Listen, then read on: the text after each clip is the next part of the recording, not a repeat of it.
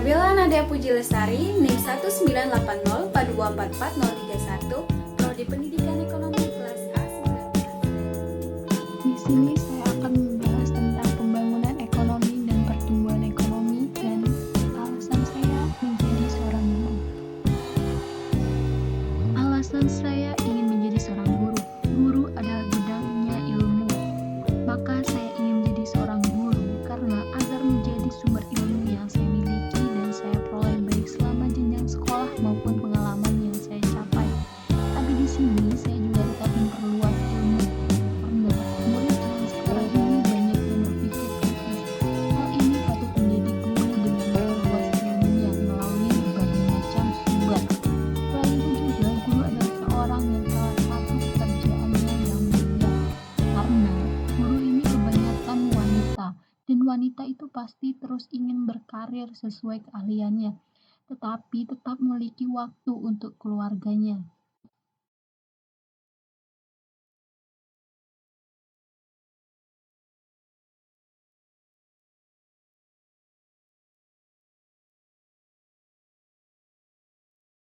Assalamualaikum warahmatullahi wabarakatuh. Selamat pagi adik-adik semua. Sebelum mulai pelajaran hari ini, apa kabar semuanya nih? Semoga selalu dalam keadaan sehat dan tanpa satu kurang apapun. Oke, ibu pengen denger nih, mana suaranya, mana semangatnya adik-adik.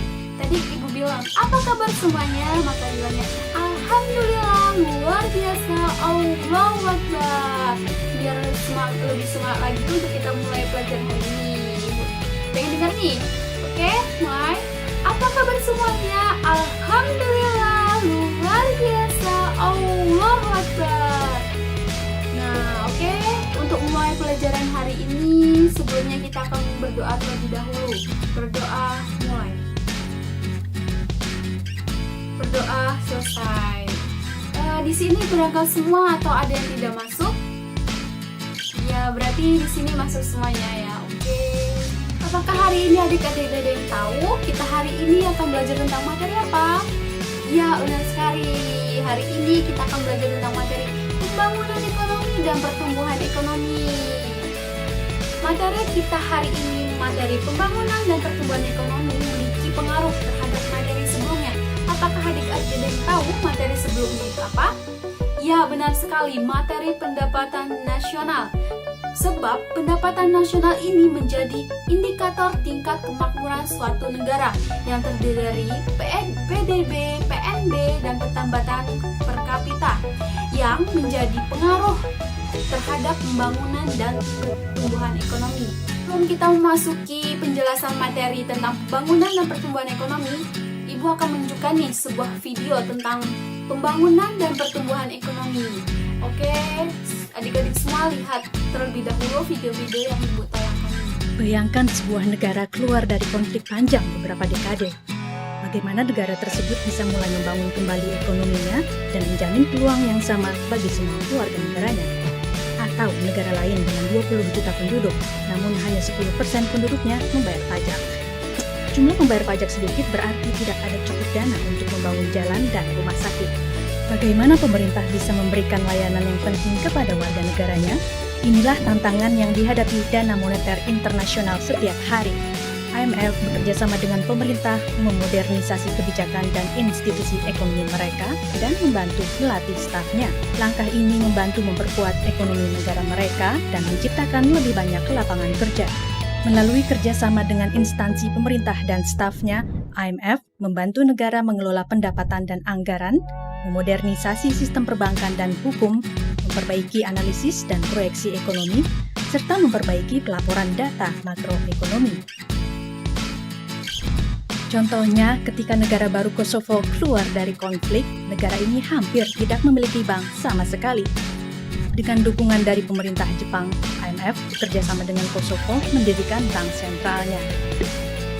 Bantuan ini membuka jalan bagi bank-bank komersial menyediakan layanan keuangan dasar kepada masyarakat dan pelaku usaha. Ketika Liberia ingin menciptakan kebijakan yang efisien dalam membayar pelayanan publik, IMF bekerjasama dengan pemerintahnya mengembangkan kebijakan pajak, memperkuat program layanan wajib pajak, dan mendukung pembentukan otoritas penerimaan negara Liberia. Hal ini membantu pemerintah Liberia bertahan lebih kuat dari krisis Ebola. Nah, dari penayangan video tadi, kata pembangunan dan pertumbuhan ekonomi ini sering beriringan. Padahal keduanya, pembangunan dan pertumbuhan ekonomi ini adalah dua hal yang berbeda. Jadi singkatnya begini, pembangunan ekonomi adalah suatu proses yang bertujuan untuk meningkatkan PDB suatu negara atau daerah yang melebihi tingkat pertumbuhan penduduk. Maka tujuan pembangunan ekonomi adalah memperbaiki kondisi di luar aspek ekonomi yang meliputi tentang kesejahteraan sosial, yaitu tentang peningkatan pelayanan kesehatan, peningkatan pelayanan pendidikan, dan peningkatan atau perbaikan struktur infrastruktur agar lebih berdaya guna. Oke, selanjutnya yaitu tentang faktor apa sih yang mempengaruhi pembangunan ekonomi. Apakah adik-adik ada yang tahu faktor apa saja yang mempengaruhi pembangunan ekonomi? Salah satunya apa adik-adik? Ya, udah sekali tentang kekayaan hutan. Kekayaan hutan ini seperti kondisi cuaca, iklan, barang yang ada di tambang seperti emas. Nah, hal itu meliputi SDA yang kita ketahui. SDA di Indonesia ini sangat berpotensi, maka bisa mempengaruhi atau faktor yang mempengaruhi pembangunan ekonomi. Yang kedua adalah kuantitas dan kualitas penduduk dan tenaga kerja, di mana pertambahan penduduk dan peningkatan jumlah angkatan kerja dapat meningkatkan kegiatan produksi, di mana jumlah penduduk yang besar tersebut akan menaikkan permintaan barang yang diikuti perluasan pasar, apalagi kualitas penduduk tinggi. Faktor yang mempengaruhi pembangunan tersebut, maka muncullah suatu masalah-masalah di negara berkembang ini tentang pembangunan ekonomi. Apa aja sih masalah-masalah tersebut? Apakah adik-adik ada yang tahu? Oke, kita akan bahas-bahas nih, apa saja sih masalah-masalah yang akan terjadi tentang pembangunan ekonomi? Seperti halnya nih, ketergantungan tinggi pada sektor pertanian dan peternakan primer. Perekonomian ini disebut dengan manufaktur. Maka pembangunan tersebut akan menjadi masalah.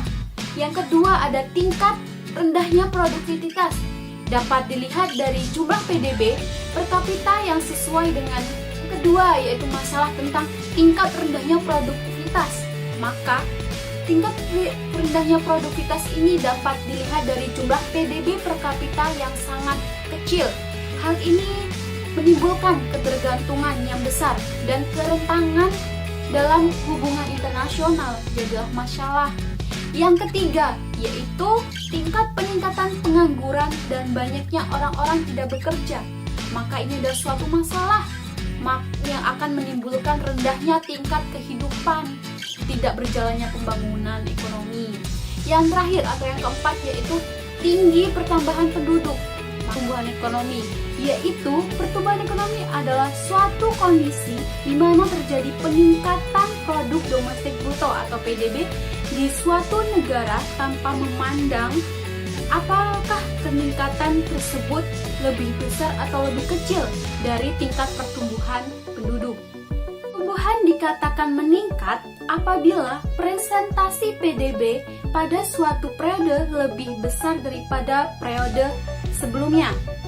Nah, kenaikan PDB tersebut tidak disertai dengan perhitungan presentasi tersebut. Nah, setelah Ibu menjelaskan apa itu pembangunan ekonomi dan apa itu pertumbuhan ekonomi, pasti di sini adik-adik sudah tahu atau paham bagaimana itu pembangunan ekonomi, apa itu pertumbuhan ekonomi. Nah, di sini Ibu akan mengajukan satu pertanyaan untuk adik-adik semua untuk dijawab secara individu, berpikir secara individu. Apa sih pertanyaan itu? Yaitu pertanyaan tentang apa perbedaan antara pembangunan ekonomi dan pertumbuhan ekonomi. Tadi Ibu bilang pembangunan ekonomi dan pertumbuhan ini beriringan, tapi dua hal yang berbeda. Apa perbedaan itu? Silakan adik-adik berpikir secara individu. Oke, pasti di sini adik-adik sudah mempunyai jawaban masing-masing. Apa perbedaan antara pembangunan ekonomi dan pertumbuhan ekonomi? Nah, setelah adik-adik ini mempunyai jawaban masing-masing, Ibu akan memasangkan kalian dengan teman sebangku, di mana jawaban yang kalian punya itu kalian diskusikan dengan teman sebangku. Apa itu perbedaan dan pembangunan apa perbedaan antara pembangunan ekonomi dan pertumbuhan ekonomi. Silahkan berpasang-pasangan dengan teman sebangkunya dan diskusikan jawaban dari masing-masing, dijadikan satu, diskusikan apa itu perbedaan pembangunan ekonomi dan pertumbuhan ekonomi. Silahkan diskusikan dengan teman sebangkunya atau berpasangan.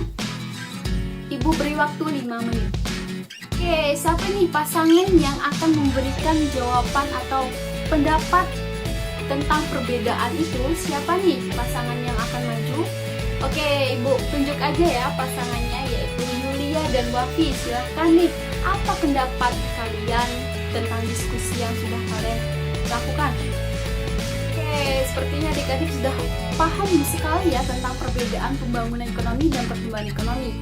Karena jawabannya sudah bagus-bagus, beri apresiasi buat kita semua. Oke. Nah, jadi begini nih, penjelasannya perbedaan antara pembangunan ekonomi dan pertumbuhan ekonomi, yaitu yang pertama adalah pertumbuhan ekonomi itu tidak menghitungkan jumlah penduduk, sedangkan pembangunan ekonomi dengan menghitungkan jumlah penduduk. Yang kedua, yaitu pertumbuhan ekonomi tidak memperhitungkan pemerataan pendapat, sedangkan pembangunan ekonomi itu menghitungkan pemerataan pendapat. Jadi, pertumbuhan ekonomi itu sifatnya kuantitatif, tetapi pembangunan ekonomi adalah kualitatif karena pembangunan ekonomi juga memperhatikan perubahan struktur ekonomi. Jadi dapat kita simpulkan secara bersama yaitu bahwa perbedaannya adalah pertumbuhan ekonomi hanya fokus pada kenaikan pendapatan saja tanpa memperhitungkan jumlah penduduk dan pemerataan pendapatan.